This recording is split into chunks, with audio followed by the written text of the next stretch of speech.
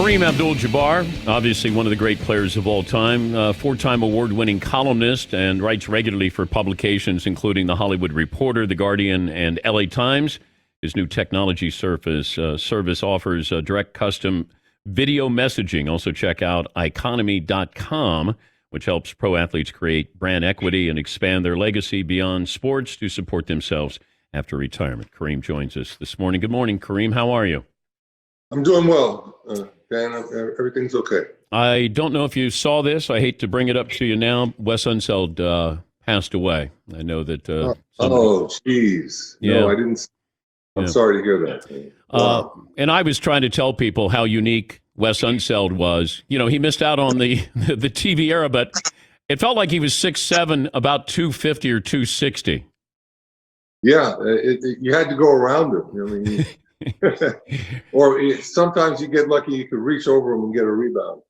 But Wes was great at he could keep you away from a certain area, and the rebound could bounce off the floor and he'd pick it up. Because you couldn't get to that position on the court. He learned how to use his bulk and size to give himself a rebounding space, and he was very effective at it. Yeah, he was one of those guys who defied logic. He was like Paul Silas. They weren't great leapers, but it felt like they were getting every rebound, and he played on that great Bullets team with Elvin Hayes and Phil Chenier that won a title. Yeah. I love the op-ed in the LA Times, obviously very powerful, but I've come to expect that from you. Take us back to late 60s. Like, are we any better, any different now, improved in handling, these situations? Well, I think we've been through the ups and downs of it. We've seen the progress and then the backsliding that has occurred since the heyday of the civil rights movement. I remember when between my junior and senior year in high school, a young man, James Powell, got killed on the streets of New York by a police officer, and Harlem broke out in about 2 or 3 days of riots. So that was 56 years ago. So none of this is new. It's happened too many times before, and we have to do something to get to a point where this is not where it doesn't happen like it does. It just seems to play into a really bad situation every time. So we've got to learn how to deal with that. But I wonder about everybody's role in this, because it feels like if something happens, we tend to put this on the black community to say, hey, this is on you, when it's really on the white community to understand this. Or how do we advance this if you were going to speak to an audience? I would have to say that when it's easy to dismiss somebody's humanity and the fact that they are a person with rights and expectations that we should mutually respect, when that goes out the window, all of these abuses they just become commonplace. And the whole idea that a segment of society is considered not worthy or not equal is going to lead to what we have seen happen. And you start to wonder about, we've had these great leaders like Dr. King, or if Muhammad Ali was still alive. Like, I wonder about just these individuals and what they meant to history. How do you think Dr. King would view what happened in Minneapolis? Well, he would see it in conjunction with all of the other lynchings and murders of Black people that have happened prior to that. It's not an uncommon story. It's too commonplace. That I think that's why we don't do anything to change it, because we've accepted it for so long. I also worry, though, that we move on so quickly, Kareem, when something happens, and then we're outraged, and then this will go away. This will dissipate. We've seen this before. And then the next outrage will get everybody excited for a little while, and then they'll forget about it because we've accepted it for so long. It's just the way that we do business, and we can't do it like that anymore. there has to be some type of change. And what it's all about, I think, at this point is we have to find some means to deal with bad cops. Bad cops make it bad for good cops. They make it bad for citizens of color, poor people. The bad cops are able to just do what they want in those situations. So, when we get to the point where that's not a problem, I think we will have made a lot of progress. You were one of the more famous teenagers in the United States when you were playing at Power Memorial. Did you have any run-ins with the police? Of course. Of course. And I've had a gun pulled on me for being tall and dark. That was it. Really? Yeah. And one time one of my sons was bringing one of my other sons home, and the police stopped him. They wanted to know what he was doing driving around in an expensive car. And they thought that was suspicious. And, they jacked him up. It happens. It's part of our culture, and it's part of how we see things. And we've got to change that. I thought the mayor of Atlanta had powerful words when she just said, this is like, I can't send my son out to do a piece. I can't send you out. I can't protect you. And I don't know how helpless that may feel for you, that, you worry about your kids. And you worry about your kids, and you want to protect them, and you want them to have an idea of how to conduct themselves so they won't be in any danger. And for Black kids, that's a very iffy situation. We're talking to Kareem Abdul-Jabbar. Muhammad Ali died 4 years ago yesterday. Remember the first time you met him? Yes, I do. Yeah. I was just walking down Sunset, and Muhammad Ali was out there doing magic tricks for people that were just walking by. And I was like, what? That's Muhammad Ali. And I was with two friends of mine, and we stopped and watched him for about 10 or 15 minutes and then kept going. And then a couple of weeks later, I went to a party. It was during my freshman year at UCLA. I went to a party, and he was there, and I got to meet him. And we just clicked. He was a great guy. Wait, I don't know what's stranger, you walking on Sunset or Ali doing magic tricks on Sunset, Kareem. Well, that's how it was it was 1966, spring of 1966. I remember. Yeah. What don't I know about him? That he was a really funny guy. He was a practical joker. He liked to pull jokes on people and mystify them with some of his magic abilities. He tried magic tricks for a long time because he just liked to make people go, wow, what was that? But then he could get into the ring and be so violent. Like he was such a playful man. But yeah. Then you turn it on and turn it off. We saw that with the Jordan documentary. Mike doesn't turn it on and off. It's always on. It's always on, yeah. But Muhammad Ali would he was like your cousin. You had to love him, because he was a really congenial guy, and he loved people. I wonder about his impact, because I've maintained I think Jackie Robinson is probably the greatest athlete of all time, because baseball, basketball, football, track and field. Yeah. He became a Hall of Famer when people didn't want him to succeed, what he went through to do that. And then there's Ali's place in history.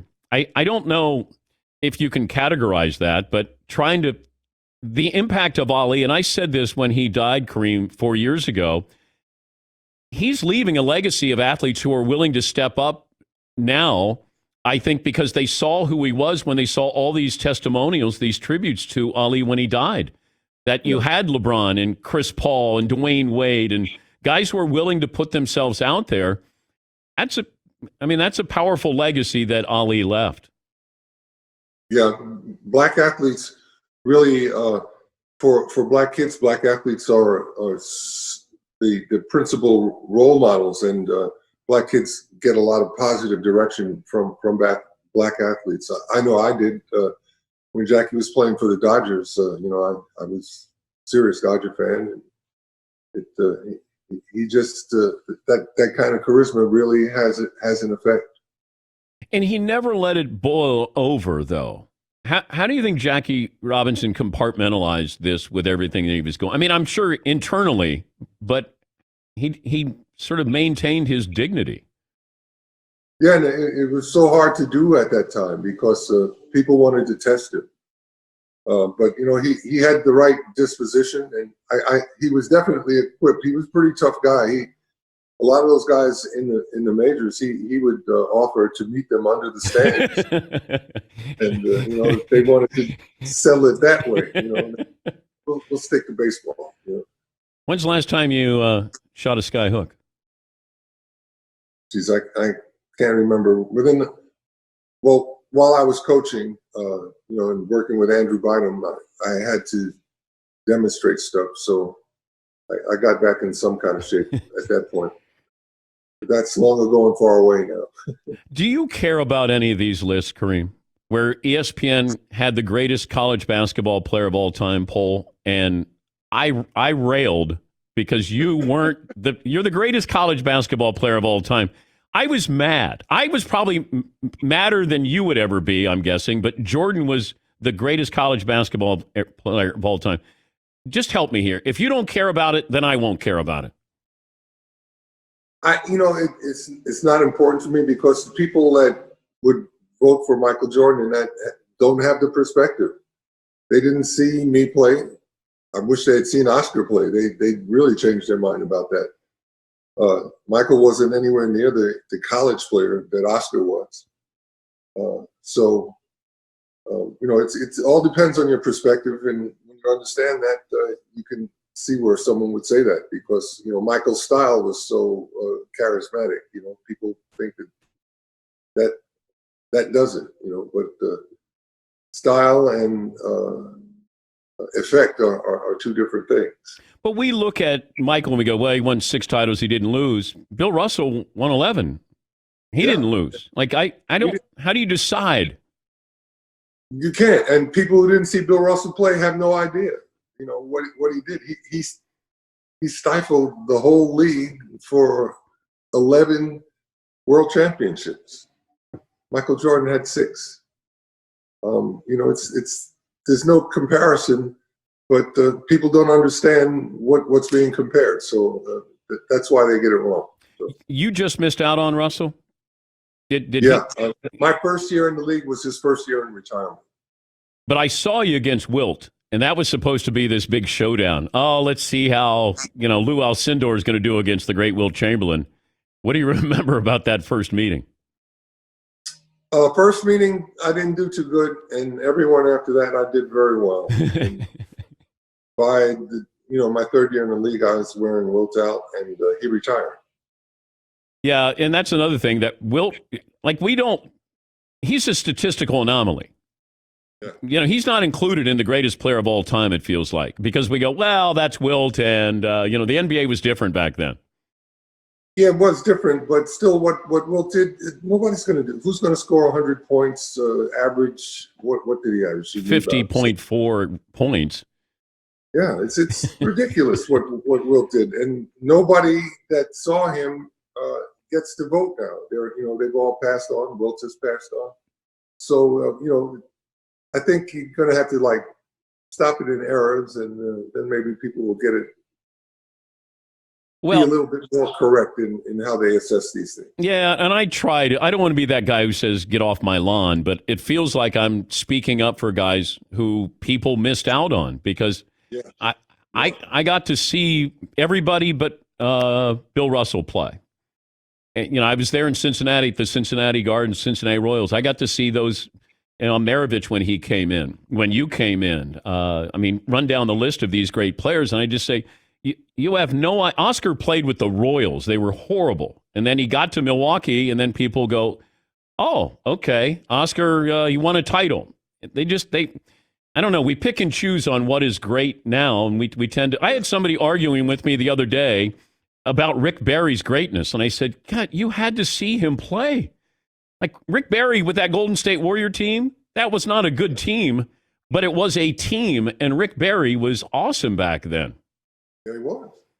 But I had somebody say, well, Draymond Green is better than Rick Barry, and I go, Exactly. I said that I reacted the same way, Kareem. Yeah. Yeah.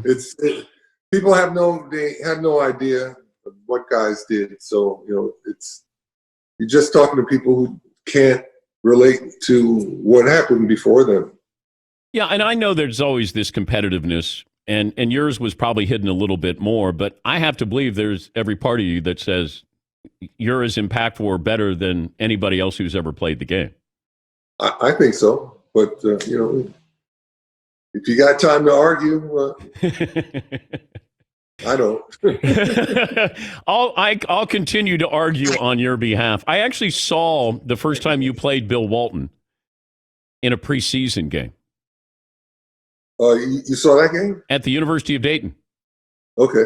And I remember, because I loved Bill. I thought Bill was as true a team center as I'd ever seen, like understanding the game. And I was like, he had his long hair and the bandana. And I remember it didn't go that well for Bill. That maybe it was like when you faced Chamberlain, but Bill got roughed up a little bit there. Do you ever talk to him about your meetings, your head-to-heads? No, I don't. I want to talk to Bill about it because he always starts crying about how he was embarrassed and stuff. I wasn't trying to embarrass him. I was just trying to win, do what I could do to help my team win. Yeah, but he has such praise for you, and rightfully so. But well, thanks, Bill. Yeah. Although I think he dunked on you that one time in the playoffs, and when they won the title, and Bill likes to bring that up. Well, that's one for Bill, and I had a few. So, how are you feeling, by the way, with the corona? I feel very well, thank you. And I'm involved in a new technology now that enables me to send messages to people and do celebrations for them. It's working pretty good. If you want to know anything about it, go to iconogram.com and you can see what's keeping me up at nights. And that's spelled ICONOMY. No, ICONOGRAM, iconogram. Oh, so I got economy.com as well. Here is economy.com. Okay. Want to make sure I got that right. For messages, you want me to do a message for you, celebration, weddings, birthdays, graduations, I can do all of that. Are there there's no hardware in the background there. If I walk into the house, do I know what you do for a living or did for a living? No. No hardware. Nope. No jerseys. Well, my room where I have all my baseball stuff and all the stuff that's important to me. Like Willie Mays signed a uniform for me, and gotta have that. You probably have more baseball memorabilia than basketball memorabilia. Is that correct? Yeah, I do. Yeah, I do. I have certain things. Yeah. What's your prized possession aside from the Willie Mays autographed jersey? No, my prized possession is the 1955 World Series of Baseball. That has phony signatures on it. It has a couple of phony signatures because the club attendant used to, sign signatures of the guys who wouldn't sign the baseballs. And he'd sell them or something. It's great to see you, and we appreciate your time as always. And keep writing. We appreciate it, Kareem. Thank you very much, Dan. Nice talking to you. Have a great day and stay healthy.